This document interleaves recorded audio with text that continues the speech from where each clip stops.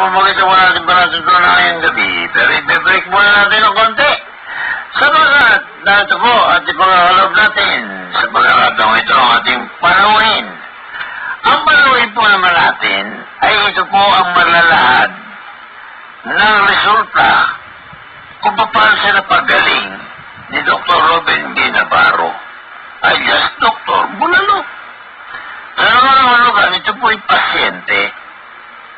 Itong pasyente ito ang magpapatunay para sa atin lahat kung paano siya napagaling. Dahil kasi kung ang tatanungin ko rito ay si Dr. Robin B. Navarro na siya napagaling, eh baka kayo magduda pa sabihin niyo, siyempre naman.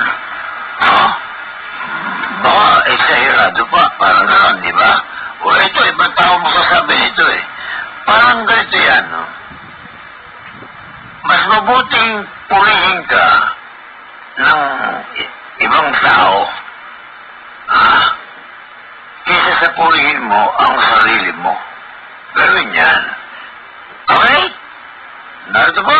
At ipagkaroon natin ang isang pasyente rito na napagaling ni Dr. Robin B. Navarro. Ito po ay ang diagnose sa kanya ay may diabetes po ito. Diabetic type 2. Wala akong alam dyan sa mga type siya tatanungin natin. At hypertension. Ba? Ayan. Mataas ang dugo nito. Dapat ito lagi nakarelax. Pero paano ka mapag-relax? Kung may diabetes ka naman. Baka ma-hypoglycemia ka. Di ba? Siya po ay 53 years old. Bata pa. Bata pa. Hindi pa siya senior, mga kaibigan. Siya ay sophomore pa lang. Si Mr. Dante Ambas. Aba, Ambas ang apelyido, Mr. Dante Ambas, magandang gabi po, Mr. Ambas. Magandang gabi po. Yung Ambas may kaswelo kami sa Binyang Laguna. Si Dr. Isidro Ambas. Oo, taga-Binyang din ako kami taga-Binyang ba kayo? Ang father ko ay doktor din. Dentista po siya. Ayun. Pero he passed already away. Si Sid Ambas din po, sa mga bilang buhay na rin po yan, mga 5 years ago na. At sa katotohanan, yan ay eskwela ko. At siya po ang presidente ng aming klase, yung Pamilya-Consistent na Section 1 noong kami pinasa high school. Kaya, 4 na taon kami magkakasama po niyan. Baso po. Naging asawa po niya na si Aida Herman.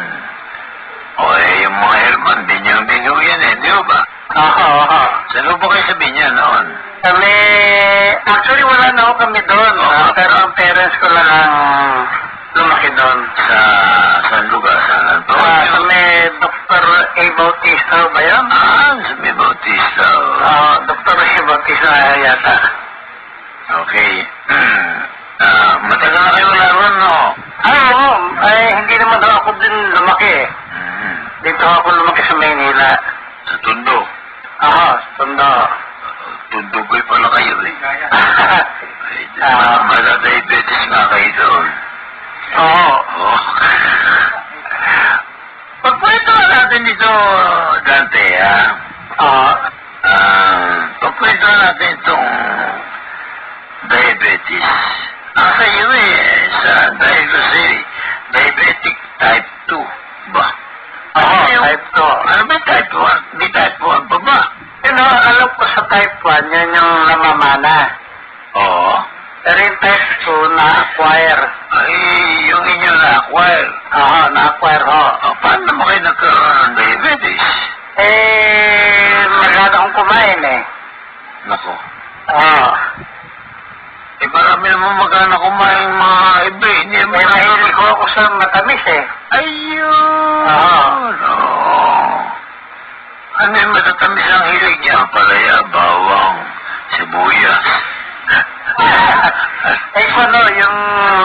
yung candy, gano'n, mga tsokolate, Ice cream. ice cream, cake, gano'n. Yun ang medyo hilig ko dati. Soft drinks. Medyo rin ho. Hindi lang ako masyado. Umiinom ba kayo? Dati ho, umiinom. Ngayon hindi na ako masyado. Hindi na ako gaano. Sigarilyo. Occasional lang ho. Sa madalas salita ay kinapita kayo ng diabetes, no? Oo. Paano nyo nalaman kayo ay meron diabetes? Nung nagpa-check up ako mga year 1995 ho yata yun. Oo. Sa opisina ko kasi namin, meron ako kaming annual check-up. Na-discover ko may langgam na ho yung ihi ko. Saan ba kayo tatrabaho nung araw? Sa Office of the Ombudsman po. Sa ombudsman pala kayo? Oo. Talaga naman. Napapanahon doon. Napapanahon. Nung kayo umihiga nyo, anong napansin yung depression sa pag-ihi nyo?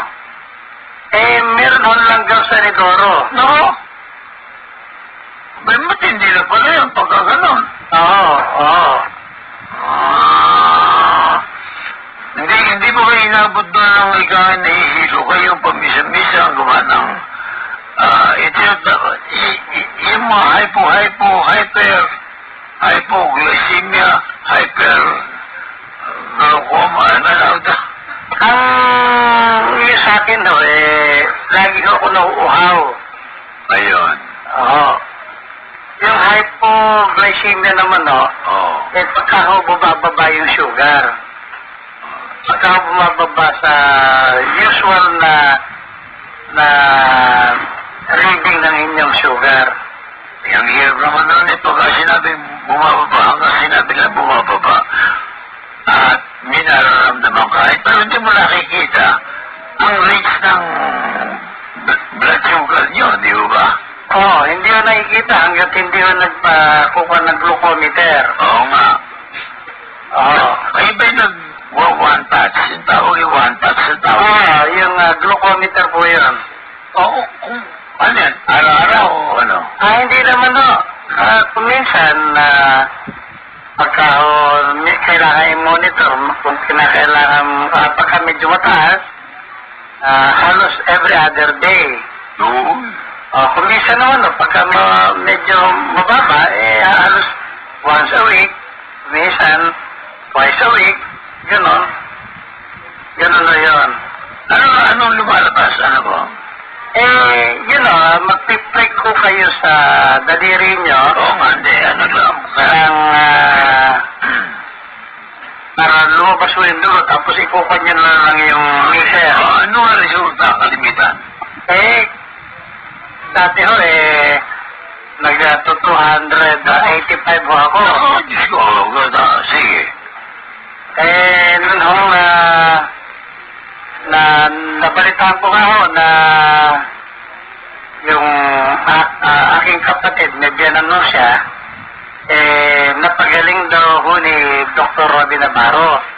Teka. Bakit tayo dumating dyan? Doon mo sa nasa 1995 pa tayo eh.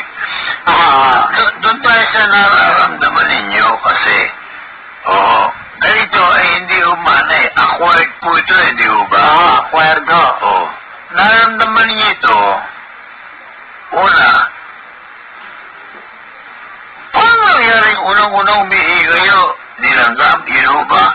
Hindi pa niyo alam na may diabetes kayo? Hindi ko po alam. Nung pala kayo nagpatingin? Nung nalaman ko nga ho yun, makalipas na ho yung annual check-up namin. Ayun, kaya yung nagpa-check up ako, medyo nasa halos boundary na.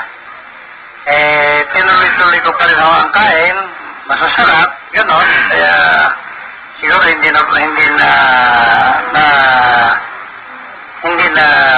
control. Pero pagka kayo ay nagwawantas nga. Yan tao, wantas ang tao ko din eh. Sabi mo, 200 plus, ganun ba? Oo, nagwantas ko ako noon, nung diabetic na ako. Oo. Kayo pinakaranas mag-insulin. Hindi po ako nakaranas po insulin. Ayun. O sige, pag-usapan natin.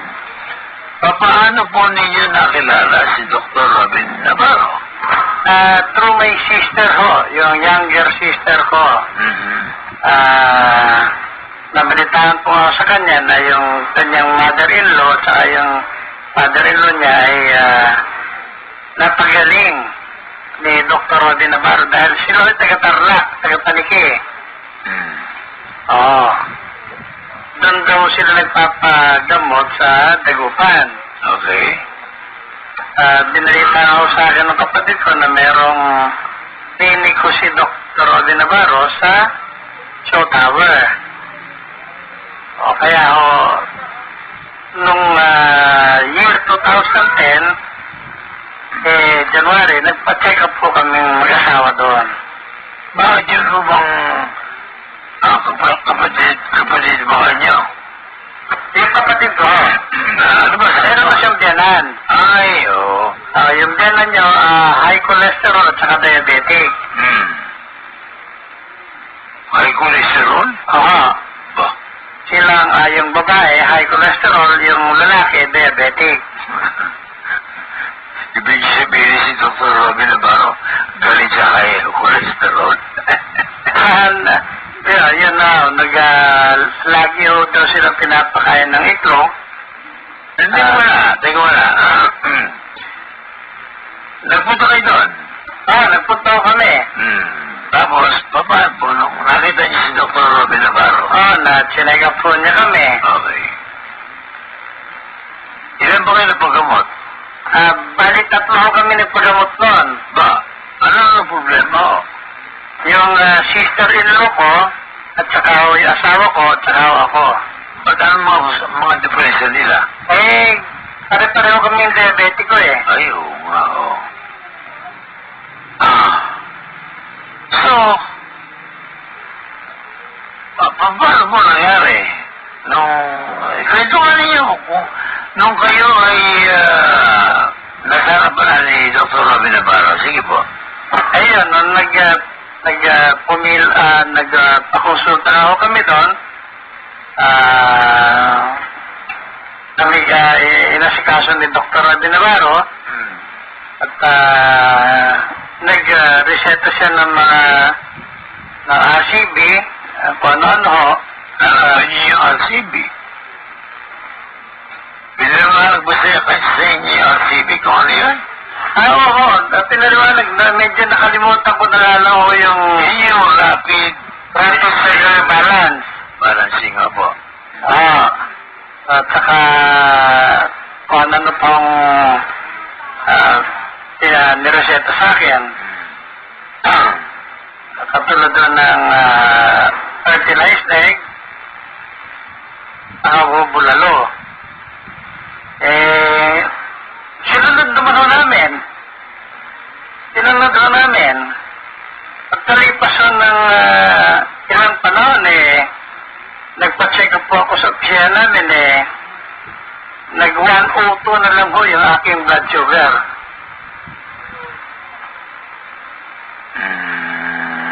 Ayun ho, bumaba ho yung mga punto, yung mga cholesterol, triglyceride, at yung iba pa, SGPT, lahat ho, bumaba ho lahat.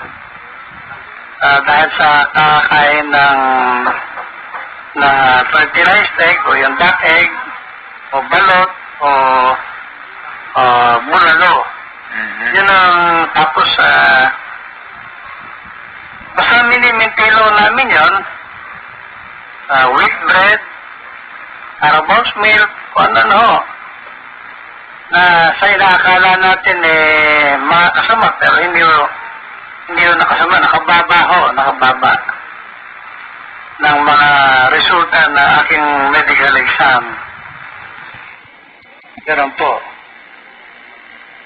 Sa mga fasting blood sugar po ninyo, halimbawa hindi ba tayo meron tinatawag na laboratory test, di ba? Yung lab test. Yung pagkalimbawa, yung 8 hours kayo hindi kumain. Fasting blood sugar po yung FDA sa Yes, ano po pumapatak sa inyo? bumaba ako. Nag-102 na lang. Ba? Pwede yan. From 280 to 119, naging 102 na lang. Ang result ng aking blood sugar. Fasting blood sugar po yun. Fasting yun. Fasting ako yun. Kung yun yung 100 niya, naging 102 hanggang sa 125. Yun yata ang milligrams o yan, no? Yata pre-diabetic,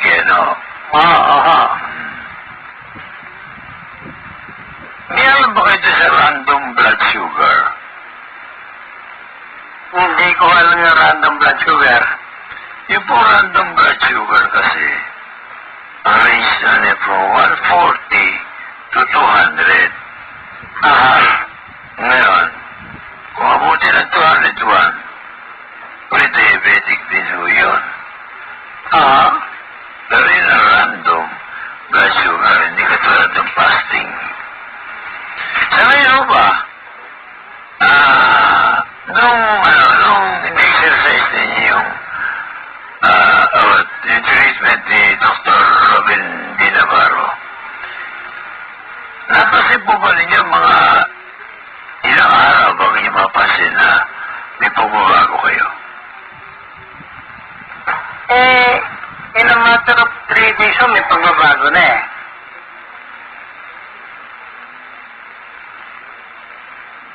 Bumaba yung blood sugar ninyo? Hindi po, kasi nataon noon, yung annual check-up namin, nataon noon ng Marso.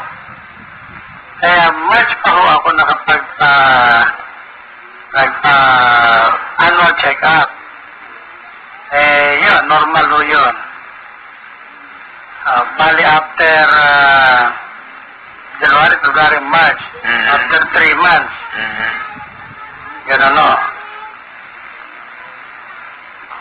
So, ibig sabihin itlog,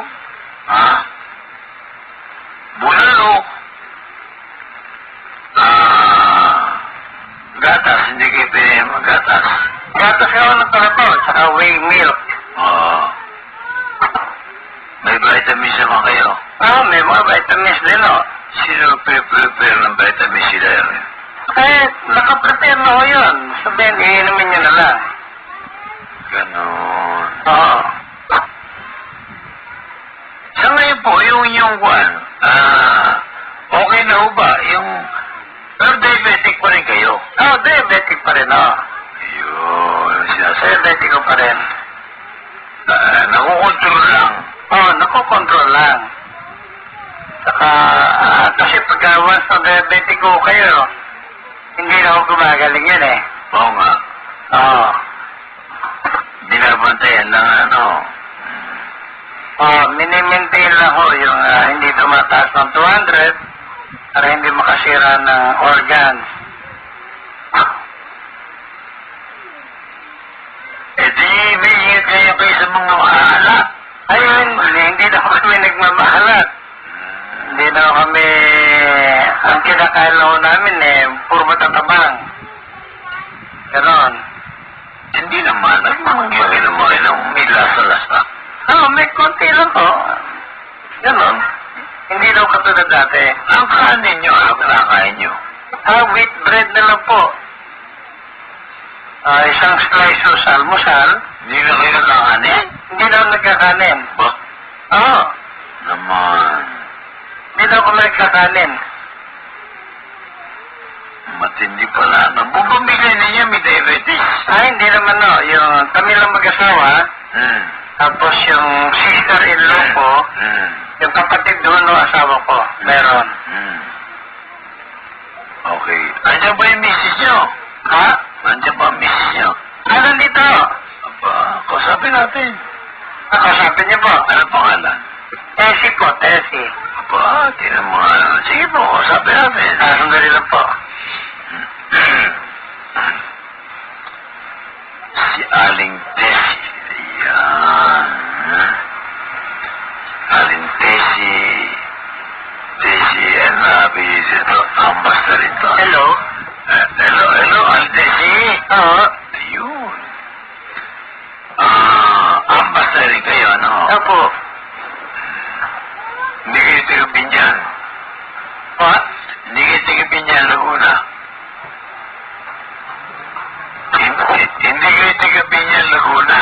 Hindi po, taga Nueva Ecija po ako. Oo, ibig sabihin nyo tigapinyan, ano po? Po si Mr. po, taga Pinyan. Saan kayo sa Nueva Ecija? Santo Domingo po. Ay, oo. May diabetes ba rin kayo? Po? Meron din kayong diabetes? Opo, diabetic.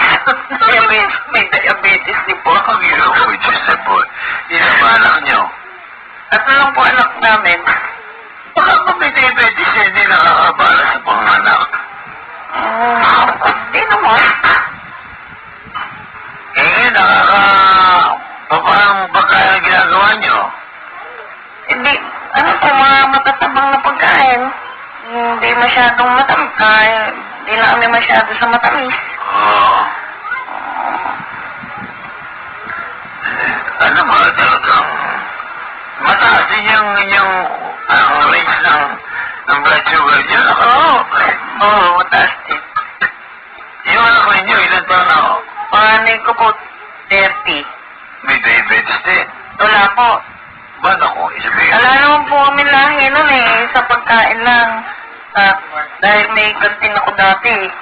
No, hindi ba nga pala nyo pang kain eh, no? Yun, yung sa kantin, tapos mainit. Oo. At nung kainom ko na soft drinks. Doon Ah. ako tinira. Ayun.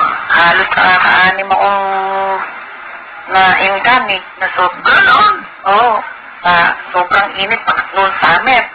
Summer ako tinamaan dahil pag nag-ice yung soft drinks Oo. ang sarap kaya. Nakakaanim na inggan ako. Doon ako tinira Marios. Doon ako nagkaroon, kaya ngayon hindi na ako umiinom ng soft drinks. Ano na soft drinks ang ininom nyo? Anim. Oo, nakakaanim ako maghapon. In-crash pa, di ko ba? Eh kung yung anim na soft drinks na pinalitan nyo na anim na itlog. Nung nagpa-check up kami kay Doc Navarro, Oo. ayun, talagang itlog, wheat bread, yun na kinakain namin, tapos gulay, na matatabang, ganyan, yun na. Tapos nag-normal na kami. Ibig sabihin eh, nung lumabas kayo kay Dr. Navarro, binigyan kayo ng ganon. Kinain nyo, ganon. Napasin niyo ba, nagbago naman ang inyong... Oo! Oo, nagbago. Talagang nag-normal yung aming blood sugar. Oo, maayos. Wala pagkain lang, ano? Oh? Pagkain lang pala. Oo, pagkain lang. Pagkain lang kami na ano. Kasi wala naman po kaming bisyo Kundi, ano lang namin na kumain. Gusto namin kainin, kinakain namin. Ako, yun ang mabigat na bisyo, ma. Nga, mabigat na kumain. Kaya nga tayo nagtatrabaho para kumain ang masarap. Oo nga naman. Kaya tayo sa trabaho para kumain. Wala kumain. Kumain tayo para magka-diabetes. Yun nga lang nagkaroon kami nun sa kumain. Sa bigas, hindi ba brown rice? Hindi ba niya nabagit sa inyo yung brown rice? Ay, brown rice. Hindi kami nag-wheat bread lang kami Hindi kami nagkanin noon. Talagang tinapay lang. Hindi ba kayo nalalambot pagka wheat bread lang? Hindi naman. Mabigat ang itlog. Oo, mabigat sa ng itlog. Kaya nga pala, Baka itlog, mga ilan lang itlog na inahan At dalawa sa almusal, tanghalian, dalawa, hapunan, dalawa. Ba ito? Press? Ha? Press egg. Press. Ano niya halo nyo? Ano? Malasa yun eh. Lagyan lang ng konting asin. Tapos hard, soft, gano'n. Tapos kung prito naman, butter, core butter, nilalagay na pag piniprito Hindi ba, namin. yung press egg, hindi ba kayo minum nun? Uminom, yung ano lang. Ano nga niya, halo niya para mawala yung lasa? Lasa ng lasa. Wala lang. Basta hinihigop lang namin. Ano? Oo, konting asin lang. Tibay pala niyo ah. Oo, pang kailangan. Bakit ba kayo naman ko lang tatlong egg yolk? Abay, apat na drum na lagi. Hindi, okay lang sa amin. Kaya. Kaya namin. Ilan taon yan, Tessie? Ilan taon na yan, Tessie? Ha? Ilan taon na kayo? 56. Mama, matanda kayo kay Dante. Oo, matanda ako ng 3 taon sa Rambas. Harabas. Rambas. Harabas. Matanda ako 3 taon sa Mr. Ko. Manyari kasi yung pamilya ninyo, pamilya ng mayayaman niya, yung mga ambas. Kaya nakilala ko bigla sa mga ambas. Sabi niya ka ako, may kilala ko sila. Tsaka puro professional yung mga ambas ay doktor, ganun lang. Bilang uwawa, doktor, dentista. Okay. Ayan, Desi, baka nakikinig si Dr. Navarro. Hindi naman kayo nakakapasal doon? Mr. Ko, tawag-tawag na lang. Alam niyo, papasal-pasal kayo doon. Doon kasi, baka makita kayo ng Dr. Navarro, at least, makita ka ba? Ganito pala, ganito. Ayun, maraming bagay yun. Mr. Ko, papa siya sa Lunes. Gano'n, no? Pupunta siya sa Lunes doon. Kasi, pareho lang naman gamot namin eh. Sa Lunes na nga kayo magpunta dahil sa bukas walang klinik. Oo. Okay, alright. Kasi mo, andyan si Dr. Robin Navarro. Magandang gabi kayo, Alintesi. Magandang gabi po. Yun. Navarro. Ayan, Taga-tundo nga kayo. Saan ba si Mandante? Sige po, ito po si Ma'am Dan. Ano po? Mandante? Nakakatuwa naman ko usap si Alintesi, sige. Okay. Sabi ko pati si Dr. Navarro biyati nga. Magandang gabi ho. Tapos na. Ikaw naman dati, nakikinig siya, baka meron kang gusto sabihin kay, tsaka sa mga iba pa, na hindi na dapat sarilinin ang kanilang sakit. Kinakailangan pumunta sila sa tunay na doktor para matulungan. Oo. Right po, sige. Yun ang mga sakit doon ninyo kung puro gamot ang iinumin niyo walang kwenta. Yun daan ninyo sa natural na paraan ng pagpapagagamot. Mas mainam mo at ako mismo, based on my true experience, talaga sa aking pamilya na naranasan namin yun, talagang umigi ang aming pakiramdam dahil sa pagkakain ng mga itlog at bulalo na mga nireseta ni Dr. Robin Navarro. Huwag ko kayong mag-alala sa inyong mga sakit dahil madali ho talagang gumaling. Sa totoo lang ho, madali ho gumaling. Kahit na ho ang gano'n pakalubha ang inyong kalagayan, talagang gagaling kayo kay Dr. Robin Navarro. Matatagpuan niyo yung kanyang clinic. Diyan po sa Show Tower. Sa basement po. Mainam mo talaga at magaling. At mahusay na doktor. Okay. Yun lang po. Nagtatrabaho pa kayo ngayon? Nagtatrabaho pa rin po. So, bushman pa rin? Ombudsman pa rin, Ba't talaga naman, Napapanahon. Okay, salamat ang marami, Tante, ha? Okay, salamat din po. Si Mr. Dante Ambas, 53 years old. Napagaling ni Dr. Robin B. Navarro, mga kaibigan, alias Dr. Bololo.